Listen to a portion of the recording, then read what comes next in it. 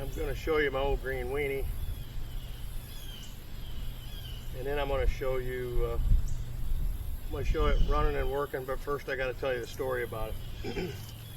So I bought this thing from a local contractor about, I don't know, 25, 30 years ago, and it was sitting in a pile of brush, kind of laying on its side, and somebody had taken a cutting torch and they got back in the back and they cut the ejector cylinder out of it, and they finally figured out that it wasn't a two-way cylinder, it was a one-way cylinder. So they left it laying there on the ground. It had 6 flat tires. The engine was locked up. It was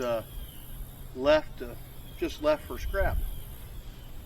So I went to buy it from the contractor, and I give him $500 for it. And he asked me, he told me, when you come to get it, and he says, you start cutting it up, he says, I don't want you to catch my timber on fire, because it was all full of woods around there. I said, well, I'm not going to cut the thing up. I said, I'm going to get it running, I'm going to drive it out of here. And this guy started laughing. He laughed, and my youngest brother was with me, and he kind of looked at me, and I looked at him. I said, I'm going to get it running, I'm going to drive it out of here. So for 12 weeks, we went up and we worked on this thing up on that farm, way out in the middle of nowhere. We had an old Toyota pickup truck with a little electric air compressor in the back of it.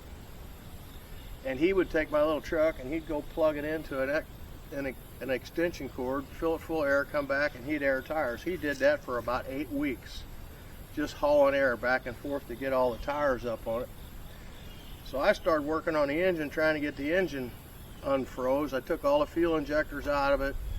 I put Kroll oil all up in the cylinders, and I did everything I could to get it unfroze. And finally I took the oil pan off of it, and I put timbers underneath of it, and I got one throw of the crankshaft that was flat, and I started jacking it up until the front tire was off the ground about 6 inches.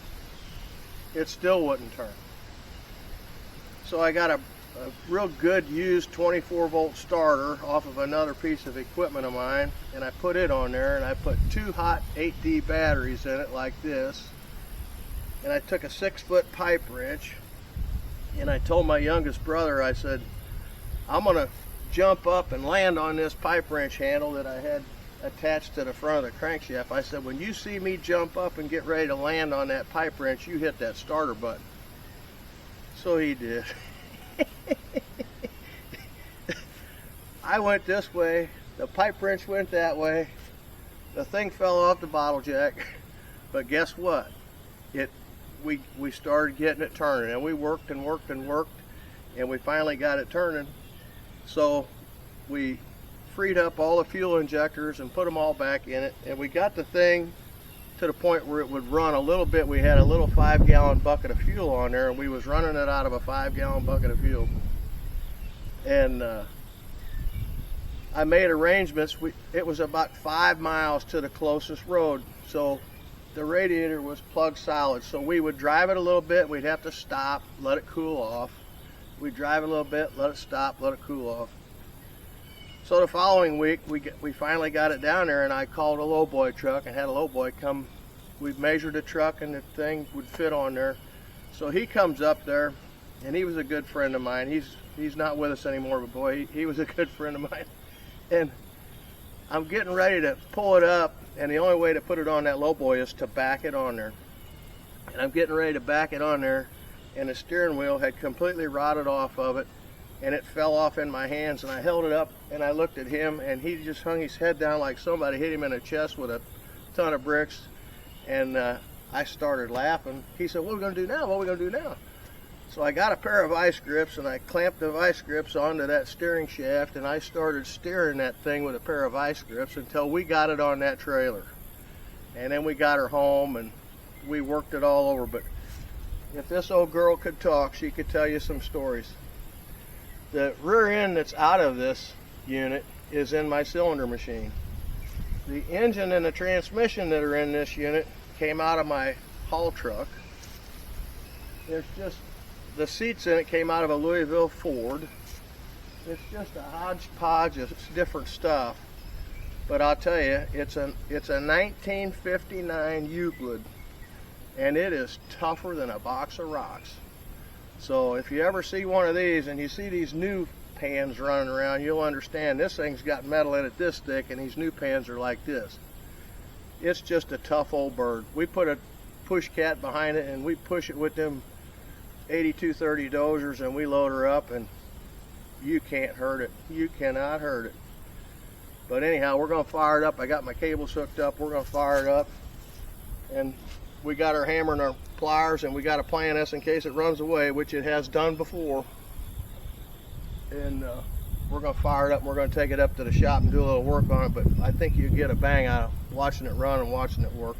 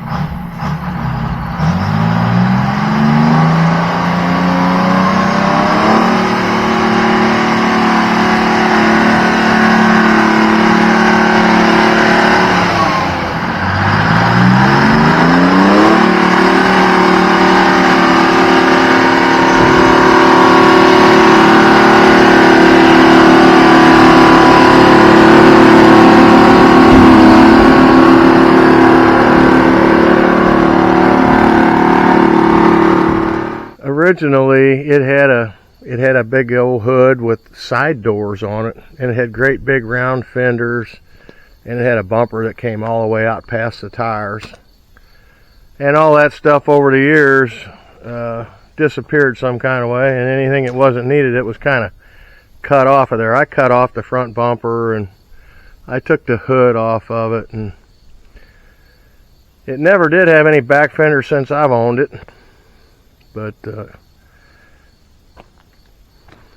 it's got a air assist clutch, so I had to get the air system working on the thing so that when you build up air pressure, that once you get your air up to 120 pounds, you push the clutch in. It makes it real nice and easy. It's got load sense steering, so that little arm coming off the steering shaft right there, it senses which way you're pushing or pulling it, and it takes that hydraulic cylinder and steers it for you. Everything on this thing's been modified. The power steering pump's been modified. Just about everything's been modified, because you can't hardly find any parts for anything anymore. So if something breaks on you, you just gotta make it, or you gotta try to find something and improvise whatever you can do to get by. Could be an umbrella on there. You know, back in the day, if you had an umbrella, you was driving a Cadillac. Usually it was out there baking in the sun, you know. These tires I put on last year, I bought them used from a guy, 2425s. They're not too easy to find anymore. And I changed them myself. I've got all the tooling that goes in here, and hydraulically goes into this little wedge right here and wedges the rim off, and they're all tube type tires, 32 ply tube type tires. It takes me about 6 hours to change one tire. It's not pleasant, it's not fun, but you know, it's better than trying to call a tire truck out here, and I've got time, so I change my own tires. I think I've changed every tire on this at least once. Scraper bowl's a 12-yard bowl, and then these sideboards here have been added, so I figure it's around 13 yards. But I've put ejector door hinges in it. I put cutting edges on it. I mean, almost every hose on it's been replaced. you get down here and you look, and you can see where they cut that whole great big chunk of frame out of there where that ejector cylinder pushes on that arm. And then on the backside back here, you'll see where they cut that whole frame out of there when they cut that cylinder out of there. So I had to put all that back in there. But I'll tell you, this old thing, you know, the old girl is just tough as a box of rocks. And you just don't see anything made this good anymore. You get on this thing, and as long as you don't blow a hose, it's going to run all day. And I don't care if you hit it in the back with a dozer all day long, it's still going to run all day. I put this extra piece on here because my son was very young at the time, and he was running a push cat. We was building a leg for a guy. And he got a little bit too close, and we got both back tires. So I put that thing on there to help space back away from the tires, which works really good. But he was young at the time, and there wasn't much to say other than he was helping me, and I bit my tongue. But oh well, you'll have that. He's good help.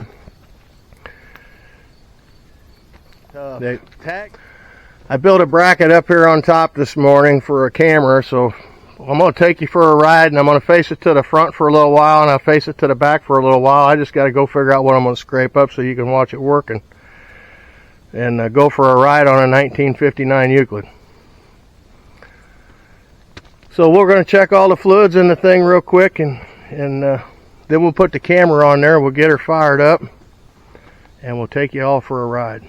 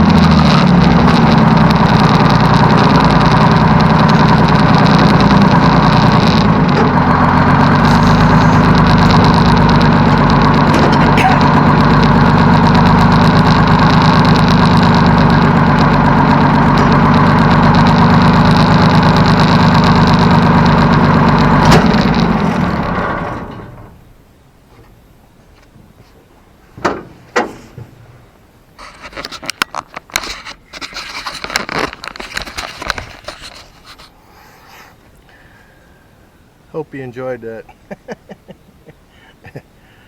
This old girl will run, I tell you. That was first and second gear. It's got 5 speeds forward, so you know how fast it'll run. If you like it, give us a thumbs up. If you haven't subscribed, subscribe. See what we're doing next. Thanks for watching.